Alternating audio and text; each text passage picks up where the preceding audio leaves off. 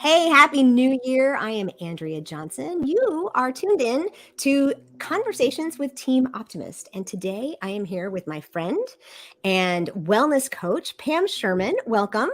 So happy to be here and excited for our talk today. Pam is the perfect balance guru, and she and I have been kind of working together the last year. I think it started out as, "Hey, I can hold you accountable for food," and then it was, "Can you help me with this?" And she just so her generosity poured over. And you've heard her if you've heard my podcast, you've heard her on the podcast.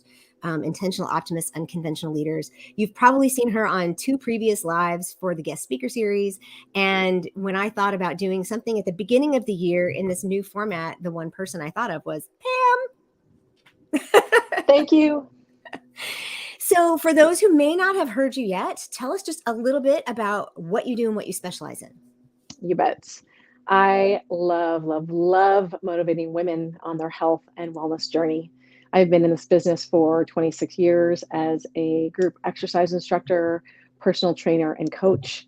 Mostly in the last 5 years, I've gone from one-on-one training to group coaching, and I do a little bit of one-on-one because I do like holding my clients accountable with their food and exercise because that makes them consistent when they know that I'm going to look at their food. And in all my years, 99.9% of my women clients, female clients, want to lose weight, and it's all about what they eat. And I want to make it less difficult because there's so much media, there's so much stuff on the internet, and it's hard to be like, squirrel, I'm gonna try this, try this, try this. And it's never going to be about those shiny objects. So I have had many people call me no nonsense, and that's really what I am. It's getting back to the basics. It's incorporating smarter exercise, not longer exercise, and eating for your goals. And we're going to get into a little bit of that because, y'all, we just spent the last 30 minutes kind of catching up and doing a recap of this last year and some of the things that I learned. And I want to make sure that we share all of those with you because is it a cliche that people set the weight loss goal every year at the beginning, or is that a real thing? It's a real thing. I think people take the inventory of, I don't feel great. I just overindulged for the last either 2 weeks or a month from Right. Thanksgiving to New Year's, and I want to change. But there's a big problem with that is that they don't set any ways to do it. They just put it out there. I want to lose weight, but there's no, how do you do that? Well, and just going off on a slight tangent here, when we talk about the things we want to do, our brain knows that we want to do them. Our brain doesn't know that we're doing them. You know, this gets into what I guess neuro-linguistic processing and all about your mind. But, when we say, I want to be thinner, that's just tells our brain that we want it. It doesn't tell our brain how to do it. And so what we're going to kind of walk through a little bit today here is how to do that. The things that you can put in place, the attitudes you can have, the way you can look at things, some really simple stuff that really makes a difference. And we titled this Make Your Resolution Stick, which sounds pretty audacious. But I got to tell you, here I am, January 5th of 2023, and I am not where I was January 5th, 2022 at all. And my scale doesn't look a whole lot different, but my body does. And that's something else I noticed that I didn't tell you. Is that my body really does look and feel different than it did a year ago. And as we age, I'm 56, and as we age, it matters. I mean, you really you do a good job of making sure that those of us who listen to you understand the power of having good muscle tone and taking care of that and making sure that we have good bone structure and all those things. So let's jump in just a little bit to kind of some tips that you might have as we walk into this next year, because people have either already set resolutions or like me, they're still kind of figuring out exactly where they want to go. So let's talk about one of the first things and that's how we started, was accountability. Accountability makes such a huge difference when you know someone is going to be checking in with you once a week saying, or well, we are on My Fitness Pal friends, so you knew I was looking at your food before we talked, and you would always send me your workouts. And what I can say to anybody starting is, please jump off the cardio wheel forever and start strength training. A little cardio is great, but as you just said before we started talking, a lot of cardio makes you hungry. And if you're trying to lose weight, you don't want to eat more. You want to eat better. I'm going to say better, Yeah, not more, better. yeah. But strength training minute for minute does more for your body than any kind of cardio does. It increases your muscle mass, which actually shrinks your body, right? Because you're fitting into different clothes, your old clothes. Yes. At a similar weight as I was last year. So women think their bodies are gonna get huge and big and muscular, and that that Nope. will never die, but it will never happen. Your body gets smaller. So doing extra, and for you, you've never really been a regular exerciser, and you're like, look at me, I am strong, I'm increasing my weight, I am feeling, you can do your outdoor yard work and you feel strong. And that Yeah. when you do strength training, it translates into your day-to-day life, which is awesome. Well, and I think that's a really good point is that it makes what we do on a daily basis easier. I think it was sometime in the late spring or early summer when I have some forsythias out on the front of my property and they got so big that the postman kept putting notes in my box saying, "Could you please trim these? Because every time I stop at your mailbox, I'm afraid I'm gonna get rear-ended because people can't see coming around the corner." Oh gosh. So I took the hedge trimmers out there. I mean, I'm 5'1.5", right? And so I did it, and then the ones I couldn't get to, I did it. But I how many hours did I work out there? And I know I couldn't have done that. I could not have done all of that if I hadn't been actually doing strength training. And it's really easy, especially for women of our age, to think that we have to do cardio. We were raised on Jane Fonda. We were raised on Richard Simmons. We were raised on all of those Yeah. ideas that that's how you burn calories. And it's a little bit like burning the gasoline in your car, right? It doesn't actually, you have to refill it. So instead of oh, I'm just coming up with this. Tell me if this is a bad analogy. But instead of having a regular gas burning car, it's like trading it in for a hybrid. When you start doing strength training, because what happens is that you then have a battery. You then have the metabolism that burns fat but doesn't make you hungry. Is that right? Yeah, your metabolism runs higher actually all day long after you strength train.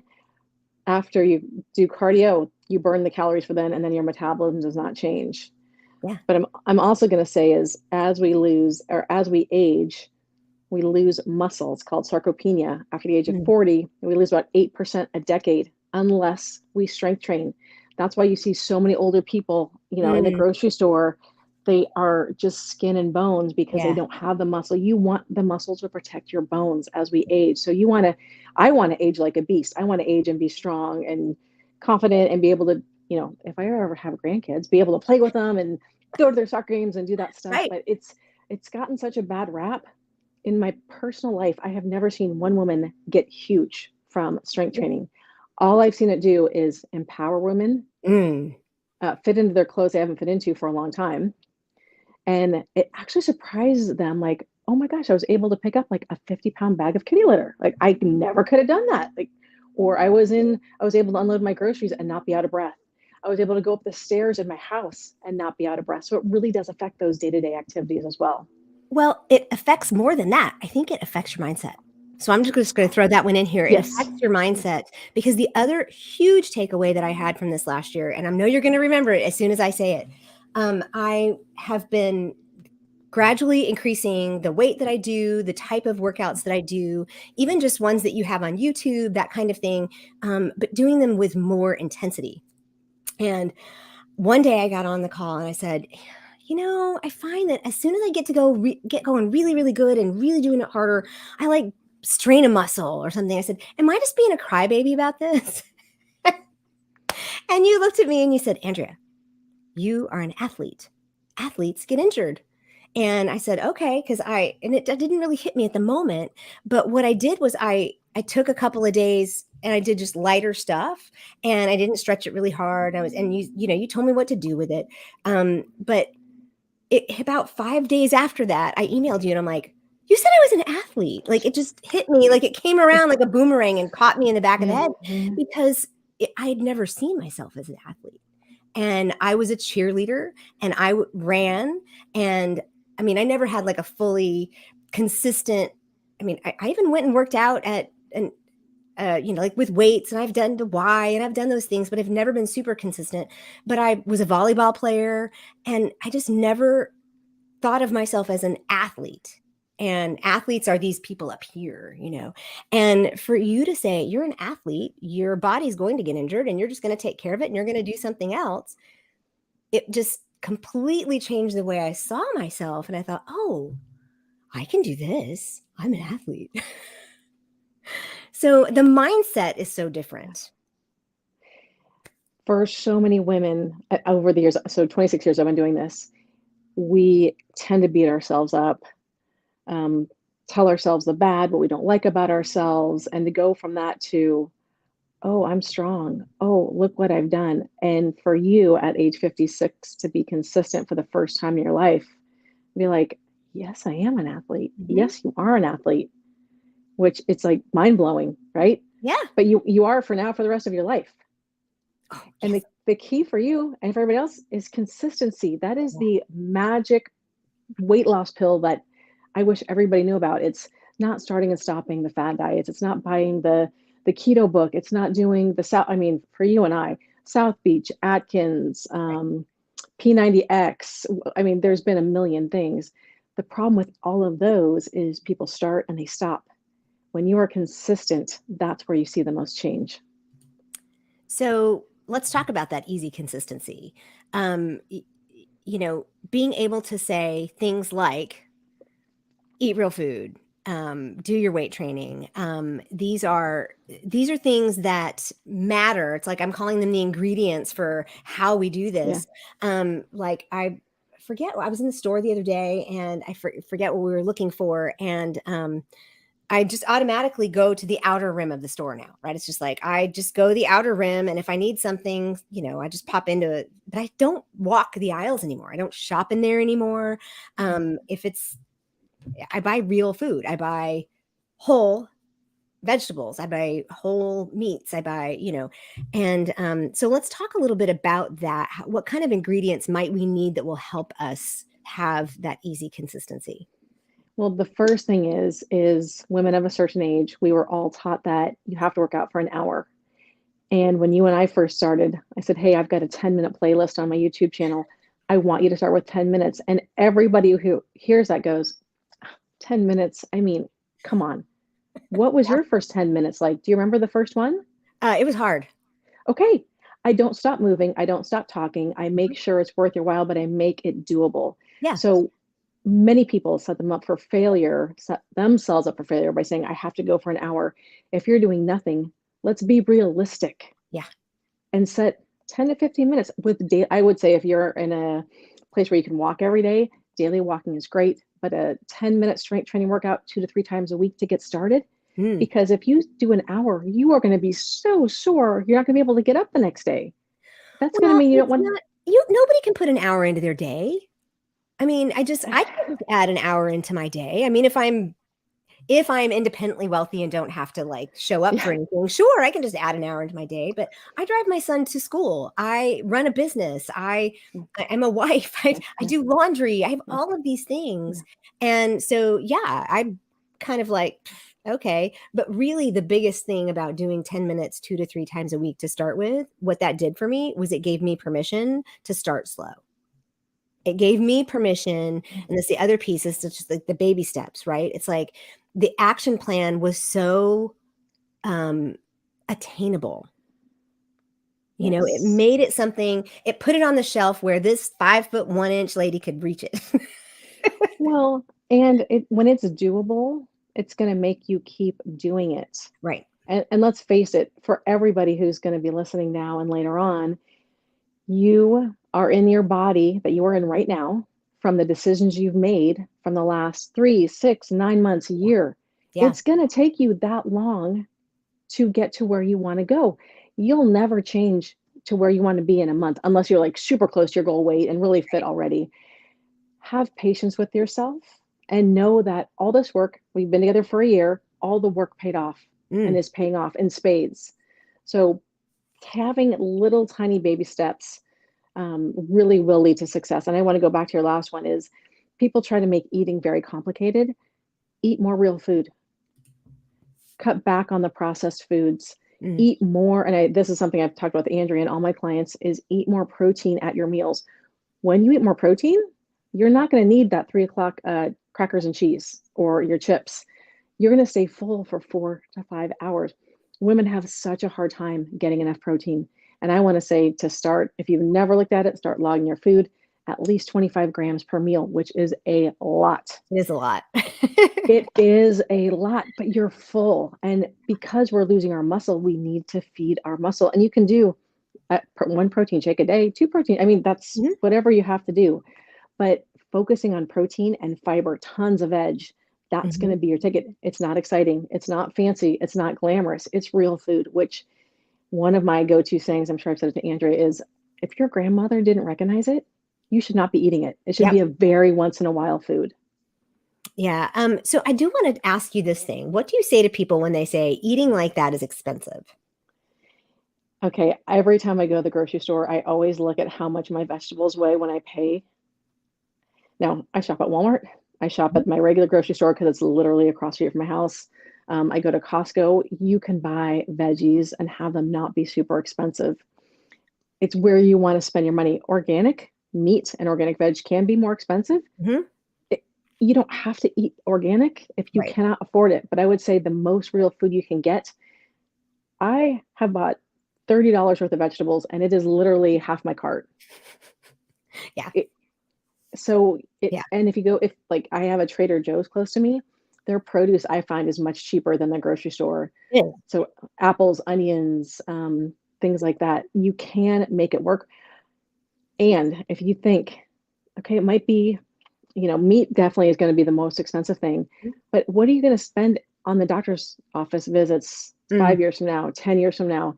I've seen I'm going to mess up the quote, but either pay for your health now or Oh pay yeah. for it later in medical bills. Mhm. So I don't look at your food costs as a extravagant expense because we have to fuel ourselves for health and longevity. Mhm. Well, I like to come back with, what are you paying for the processed foods? Because Yes. my son, you know, he's 14, he's a little bit of beanpole, he's adopted, he doesn't have my genetic disposition towards obesity, and we make him drink his milk in the morning, but he is like a total cereal hound, and he'll eat eggs if I'll make them, and a lot of times we just don't have time in the morning, but it's just kind of one of those. I force protein in him as much as I can, but when we buy cereal, I'm like, why are we paying this money? Right? It's the cereal is more expensive than the eggs. And Yeah. it's just a lot of times it feels like it's cheaper, but it really isn't, because you're hungrier, you're eating more of it, you're eating more calories, you're not healthy, you're not happy. He doesn't sleep as well if he doesn't eat well. I don't sleep as well. Mm. So just putting, and I have over this last year, because everybody, well, if you don't know, I'm a gastric bypass patient. So I have to eat fairly clean. I eat very low sugar. I don't eat really high carbs. I eat lower fat. So for me, eating protein and vegetable is very normal. That kind of makes sense for me, and it works well with my body. But the more I do it, the more I notice that when I eat anything processed, when I eat a lot of carbs, I tend to be very gassy. And it's like Yeah. I'm bloated and I'm not comfortable, which that makes it even less appealing, quite frankly. So, Mm. there are pros and cons that come with all of it. But the other piece that we were talking about, sitting at my in-laws this Christmas, my brother-in-law had opened a Consumer Reports. They're all about the Consumer Reports, and it was all on supplements. And so he was reading, he's like, "Oh wow, it says here that most of us don't even need them if we would just eat real food." I'm like, "We've been saying that for years." And so when you eat the real food, you get all these other Yeah. benefits too. You get, if you eat the fresh broccoli, if you eat the fresh green beans, if you eat the fresh, I'm not a pepper eater, but if you eat the fresh peppers, you get all those colors and you get all those vitamins in there, and you don't have to have all these extra supplements that you're spending money on. So those were I'd some other, say, yeah. yeah, eat a rainbow. Try Yeah. to get as much color into your day as you can. I do want to go back. I did have a client who had littles, like 2 and 4 or 3 and 5. I Mm, can't remember. And she was very haphazard in her eating, and we focused on protein. And she said, Pam, her little kids, like my little kids, I didn't know any better. My kids were little, waffles or pancakes in the morning. mhm, She said, I switched that up to eggs mhm. and sausage. And she said she did plant-based chocolate milk, protein powder, and Uh-huh. milk, mix it together. She goes, they They were not fighting with each other. Their mood Ah, was stable. They yeah, were able to take naps. They stayed full longer because when you eat like straight cereal, it's a quick sugar crash in like yeah. 30 minutes and then you're hungry again. So the protein really does keep you full for long. Just you've blown my family's mind because Mhm. my kids now will say, "What's our protein?" They know that Good. every meal and little kids. So she goes, if we know this now at this age, the Yeah. rest, will help them when they get older and have to take tests and when they're, doing sports. I mean, as a mom of soccer players, the things Mm, that I saw parents give their kids, mm, I just anyway, we'll get back mm. to you. But yeah, protein does make a huge difference. Energy, staying full for your muscle, Blood your sugar. mood, Yeah, blood sugar. blood Oh my sugar. gosh, yes. It does, and I remember, when I was, probably 2, 3 years after gastric bypass surgery, um, I was whenever my blood sugar gets low, I would eat some kind of protein, and I just found that a protein or even a lower fat cheese, I know that you don't count those as protein, but, um, I know that that's counted as a fat normally, but, some kind of protein, and I had one of my doctors she was an oncologist, and she focused on esophageal cancer, so she was kind of interested in all this stuff. She's like, "So you're the only person I know that when your blood sugar gets low, you eat protein." And I'm like, "It's the only thing that stabilizes my blood sugar completely." I said, "Because if I Yeah, drink orange juice or because I'm not a diabetic, yeah. I have I have a different kind of plumbing system that means that my body absorbs differently. So then when I do protein, it stabilizes it immediately because my body has to go to work to like, how are we gonna process this? It's not a quick hit." Well, yeah, and if you think about every mom I've ever worked with, 2 to 4 is the witching hour. We've all been up Oh, since yes. 5 or 6. We've done 500 things during the day. That's when we wanna grab the chips or the cookies or the crackers. Have your protein shake then. Yeah. That will keep you full until dinner time, Yeah. and you'll be like, "Ah," or leftover chicken or whatever you have leftovers. But have your protein at that time because who wants 10 chips? I want 50 chips. I can't just have Yes. 10. I mean, and those Right. processed foods, that's what they want you to do. They want you to keep eating them. They make them so they have the perfect fat, salt, and sugar combination. So that saying you can't just have one, that's the truth. Yes. You just Yeah. keep eating them and then you're like, well, I've already had 10, might as well have, 50 more. So let's kind of wrap this up with going Yes. back to consistency. And because one of the things that I mentioned in our little wrap up before we went on the air today was the last quarter of this year of 2022 for me, the last 3 months were some of the hardest I've ever been through for various and sundry reasons, emotionally, mentally, just oh, you name it. It was like $5,000 worth of work on my car, situations in my family, situations in our community, um, being sick. Like we had COVID, like the whole family did, and then we all got sick with the flu over Thanksgiving. And I shared that having the ability to have that easy consistency, having the plan in place, having the baby steps, and knowing, and that was the other thing I wanted to say about those 10-minute things, knowing that even though I'm up to like 20, 25, maybe 30 minutes in a day with weight training and a little bit of cardio, um, the ability to go back to that 10 minutes always there, right? It's like, oh, that mindset of I could just if I just do 5 minutes, if I just do a core workout, I'm good, right? If I just do an upper body or a, weight workout, 5, 10, 15 minutes, I don't Yeah. have to continue with my regular thing. I think that's what got me through that last quarter. And so here I am, even though I said the air went out of the balloon the last week of the year. It just went but here I am back the first week of the year going, "Yeah, I'm back on the horse." It's like I'm back into the routine. So let's talk about how you help people develop that easy consistency. Well, you just nailed it on the head. Mm, You doing something, and we talked about this in the beginning of the year, is yeah. always going to be better than doing nothing. So you started with those 10-minute workouts. Oh my gosh, I'm sick. My body's weak. I can start back there and build back up. It's never about letting it go completely because your body likes to move, and it's also good, right, for your mental well-being, mental health. Right. Huge. So when you're sick, you're like, okay, I can't do it, but your brain and body is like, okay, I want to get back in, and Mm, the best way is little by little, those mhm. little baby steps, and then you do. You're like, oh, that 10 minutes felt so good. When who doesn't have 10 minutes? We all have 10 minutes our day to do a little bit of something. Yeah. So, as a recap, let's Yes. say that the very first thing we talked about to make whatever resolution you choose for yourself, and I'm just going to throw in here, we didn't actually say this, but make it something that's accomplishable. Yes. I mean, and that's because that's a really good thing. Is I'm just going to write that in here because we talked about that. Sorry, accomplishable. Got to make sure I can spell it. We talked about Realistic. that or realistic, whatever it is, because I got weights for Christmas. I asked for them and I said, I got 10, 15, 20, and 25. And I said, my goal is to be at the 25 weight by the end of the year. And you were really straight with me. You said, you might be able to do that with two hands. I said, am I going to be able to do like with one hand? You said, I think yes, but I don't know if we can do it by the end of the year.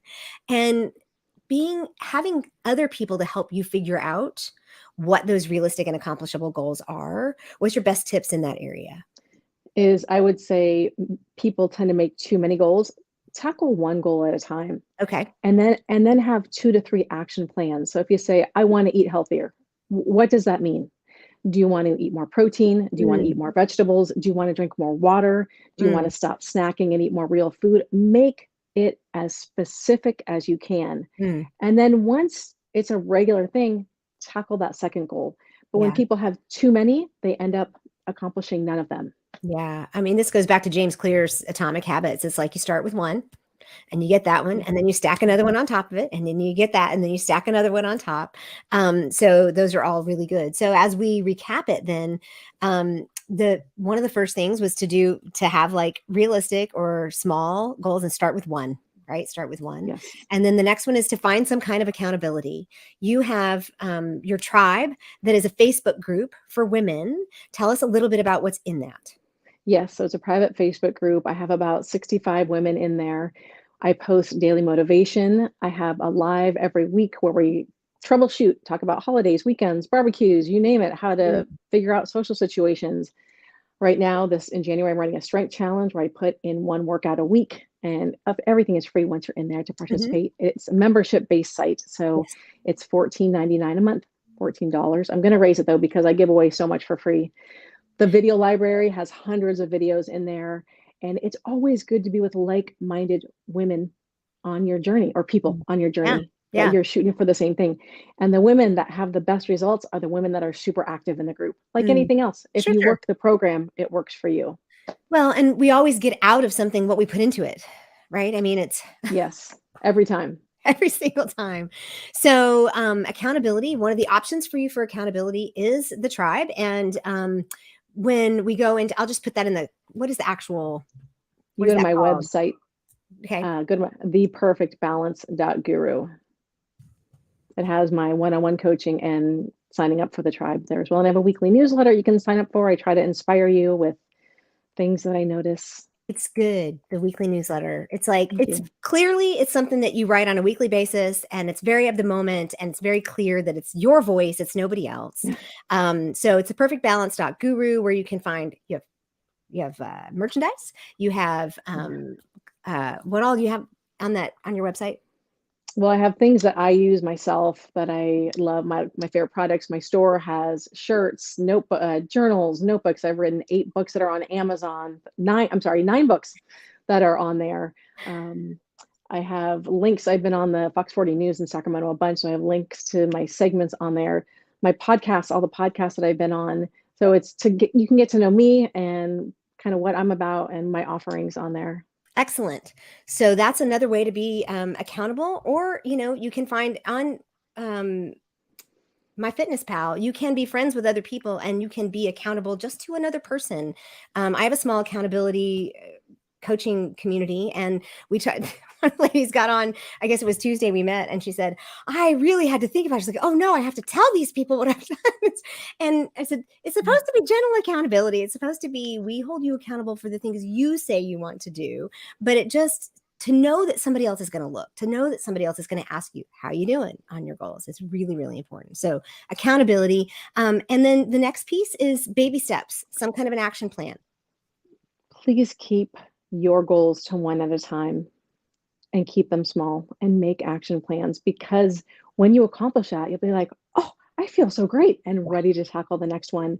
When you put 5 out there and reach none, you're like, why bother? I Mhm. can't do it. When you do little ones, you can achieve them and Yeah. find success and feel great. Which then will lead you to the easy consistency, which means that you build the habit, right? Day by day. And this is something that Andrea has been so amazing at, even through sickness and car stuff. And I mean, life, you never give up on yourself or your health. You Mm. get back on 10 minutes at a time, get Yep. back on. She logged her food, even when she was sick, even when she, I mean, was traveling. You keep doing it day after day, week after week, month after month. People ask me all the time, what's your secret? Don't stop. That's my Don't stop. secret. Yeah. Until you die, take care of yourself and your health. It is Mm. the most important thing that you have.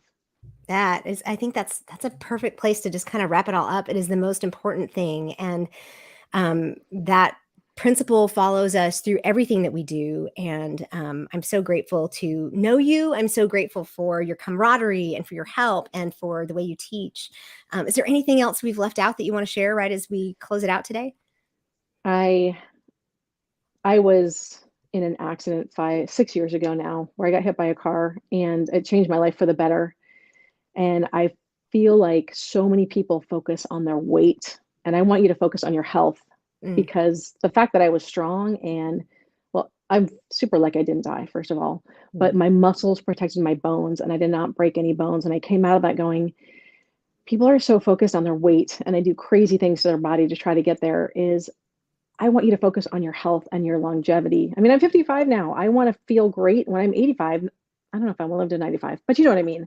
Is take a however broader, long we live. yeah, for take a bigger scope of your life besides the scale. Yes, everybody wants to be at their optimal weight, but let's look at that's why eating real food makes such a difference. Is you're putting great nutrition in your body instead of the whole restriction. When I first met with Andrew, I'm like, I want you to eat more protein, more vegetables, have an apple when you're hungry.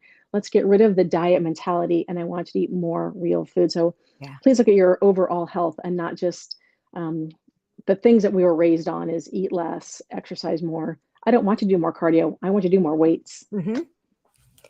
Because we're going to get strong because we're strong. Pam, thank you so much. Uh, This has been a very optimistic conversation. And I love talking to you every time I walk away feeling full. And that's a high compliment because it is so easy for us to forget how important that is with each other. So thank you so much. And for those of you listening, you can make your resolution stick by doing all these things. And you know where to find Pam, the Perfect Balance Guru. Just look her up on Instagram. She's got great stuff. TikTok, Facebook. She's YouTube. She's everywhere. So thank you and have a happy, happy new year. thanks.